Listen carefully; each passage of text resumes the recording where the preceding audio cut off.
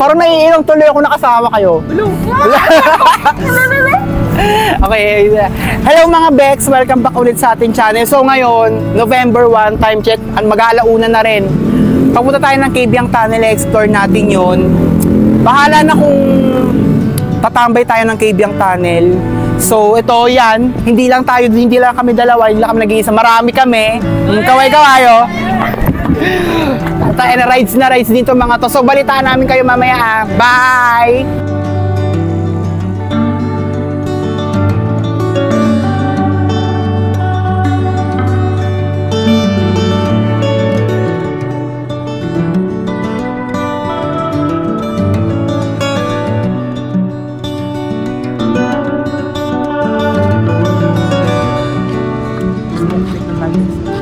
Smoke break ng Flex ha. Pero nasa bandang Cavite na kami. Update ko kayo pagpunta tayo ng Cabiang Tunnel.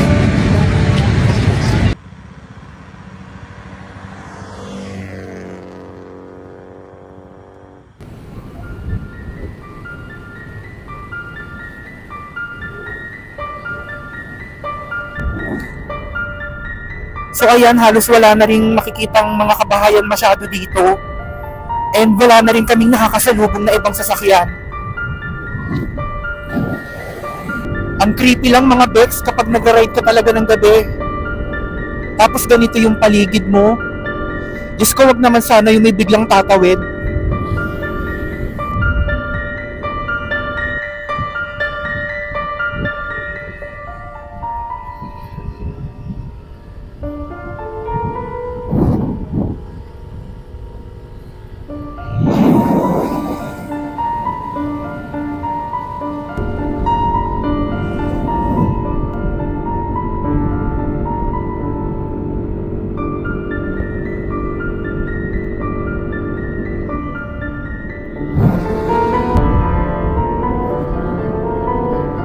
Ano? Dito? So sabi ng partner ko, mas nakakatakot daw dito compared dun sa Marilaki. At mas creepy yung naglalakihan ng mga...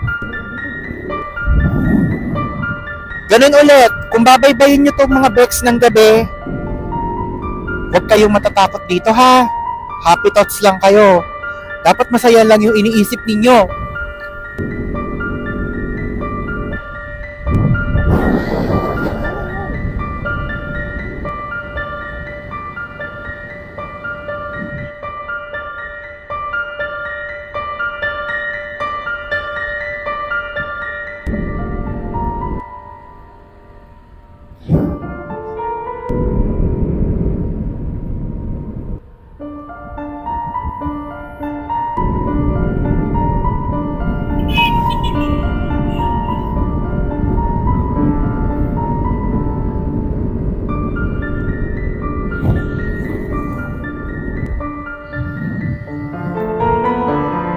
So may nakasalubong na kami Bex na mga ilan-ilang nakamotor. And talagang doble ingat lang Bex, mas nakakatakot dito compared dun sa Marilaki. Ayun, may mga landslide pa nga dito gawa nung bagyo.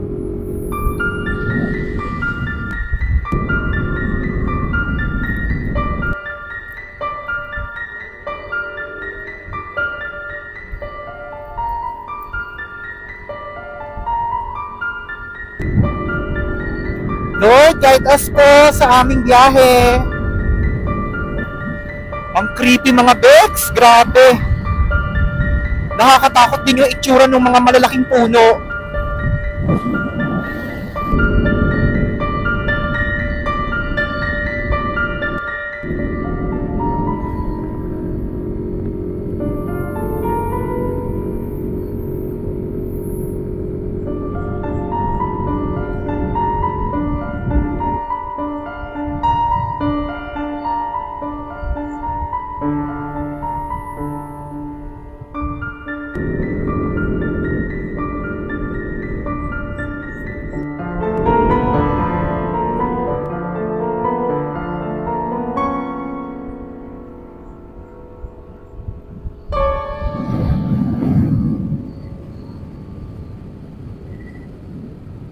And thankfully mga Bex, hindi naman kami nag-iisa sa ride na to. 4 na motor kami, ayan yung mga kasamahan namin.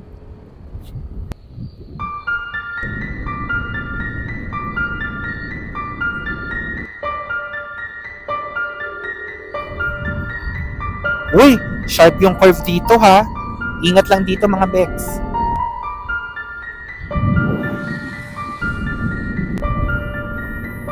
Talagang yung kuliglig lang talaga yung maririnig nyo. Sobrang dilim dito mga Bex.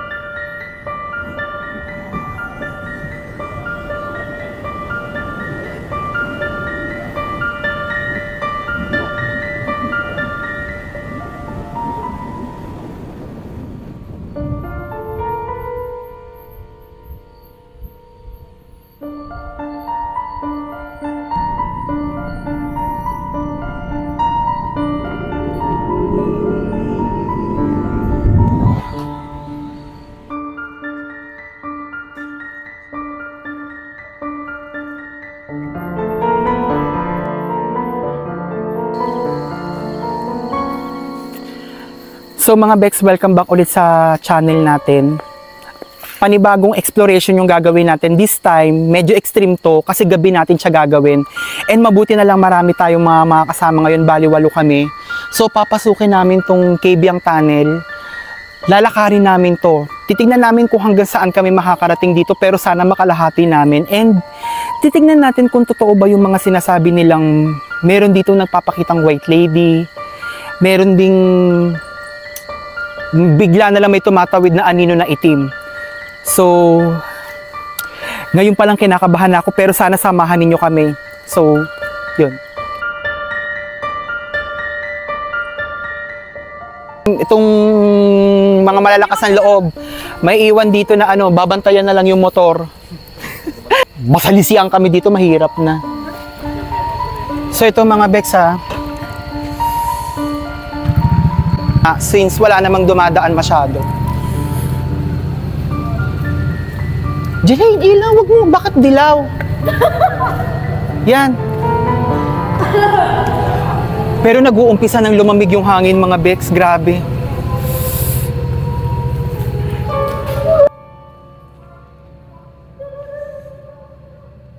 Ito, yung partner ko, yung nagvi-video. At saka yung dalawa kong pamangkin na babae.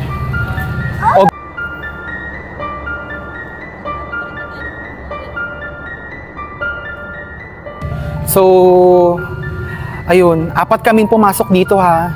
So, nilalakad lang namin mga Bex. Pero grabe, ang dilim. Extreme to ha.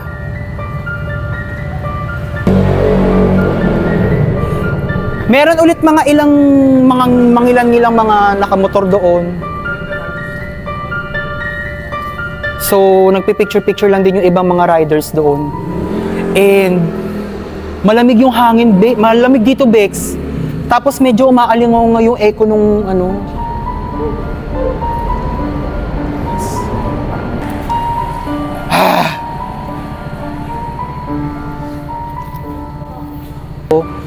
Explore lang natin to. Magmamasid-masid lang tayo mga Bex.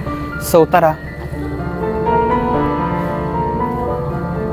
So, mga Bex, habang naglalakad-lakad na lang din tayo, konting background story na lang din tayo dito sa Cabiang Tunnel.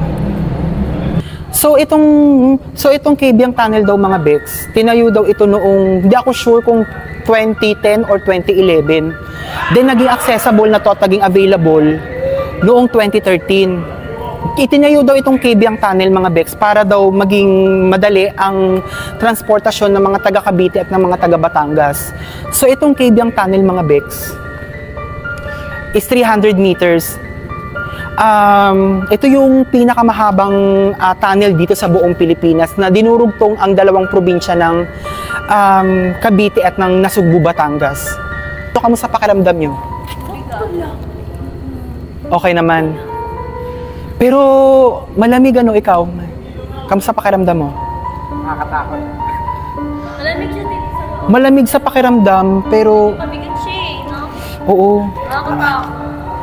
Medyo, alam mo yung feeling na parang nanlalaki na rin yung ulo ko, pinaglalabanan ko lang. Tapos parang, ang bigat na rin ng bato ko, para kung aatakihin ng high blood. Feeling ko kailangan ko ng losartan. Charing. And sabi nila, pag kada mga motorista na dumadaan dito mga Bex, is laging bumubusina. Parang nagbibigay sila ng pahintulot or ano bang ibig sabihin nun? Yung parang nagbibigay lang sila ng ano dito sa mga entity na nandito na parang nakikidaan, kumbaga sa tao, tabi-tabi po, ganun. So, tara lakarin pa natin banda dito. Di ko alam, pero parang nasa bandang gitna na kami.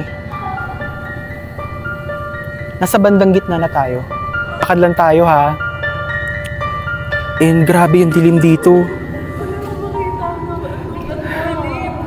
Kamusta yung pakiramdam nyo? Hawakan nyo itong flashlight, oh. Nag-iigo yung... Ako medyo ano na, hinihingal na yung ano.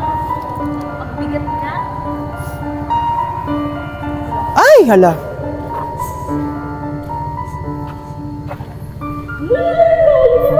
Ayun, nasa kalungan natin. So, ayan. Bigla na natin din. Hawak ko rin kasing ilaw, eh. So, medyo challenging to mga Bex.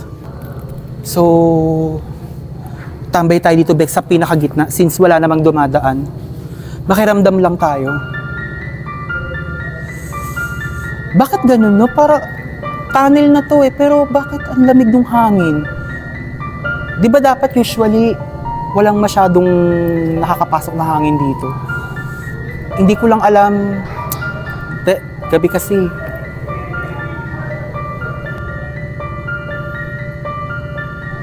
Kamusta kayo? Okay pa ba kayo? Nakikiramdam lang din ako, Bex. Bigat lang, bigat lang. Lo, ang arte ang puta, mas matatakot pa yung multo sa Echaris.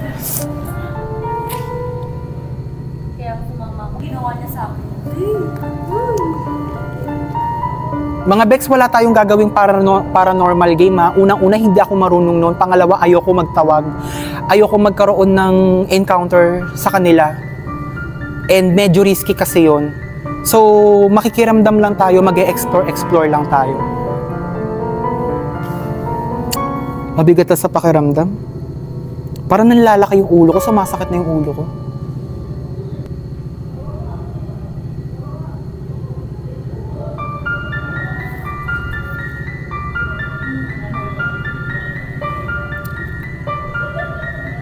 Bex, comment kayo ha kung nakarating kayo dito, kung na-explore nyo na rin to ng gabi.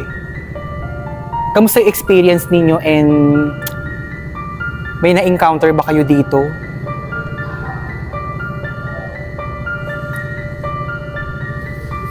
Ang lamig ng hangin.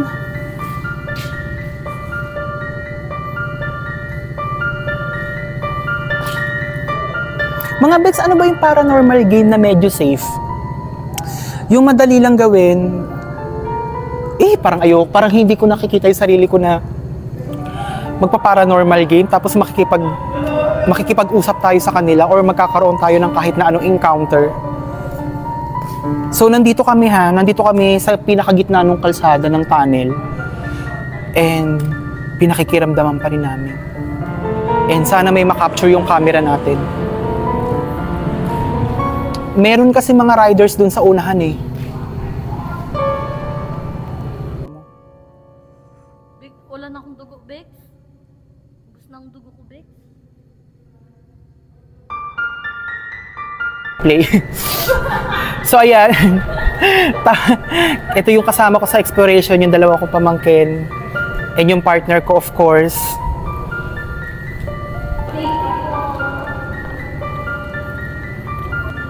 Pero wala naman masyadong kakaiba. Pero nandun pa rin talaga yung kilabot eh.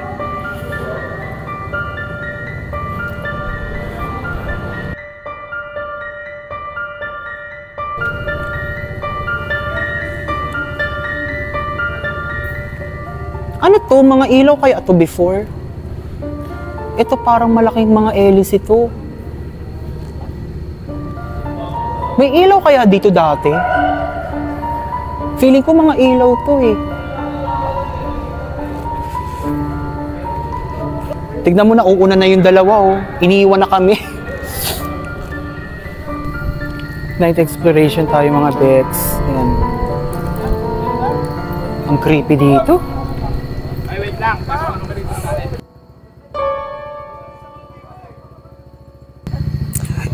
Imagine mga bets, ganyan yung dadaanan ninyo papuntang Kibyang Tunnel. Sobrang ano lang, ayan oh, mga kapunuan na dito.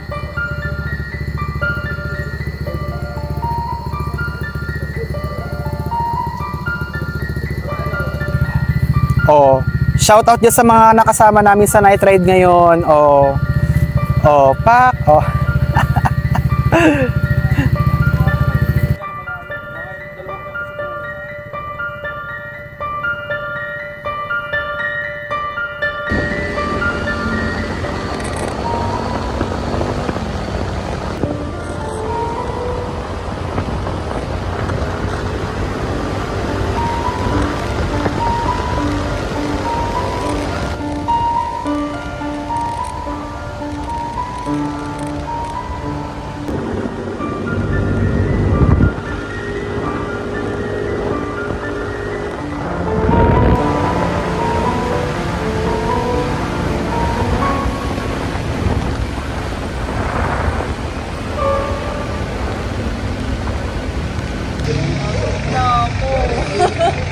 Pagod ka na? Hindi lang ikaw. Sakit na ng puwet. Ano, nood-nood lang? Subscribe din! Bleh!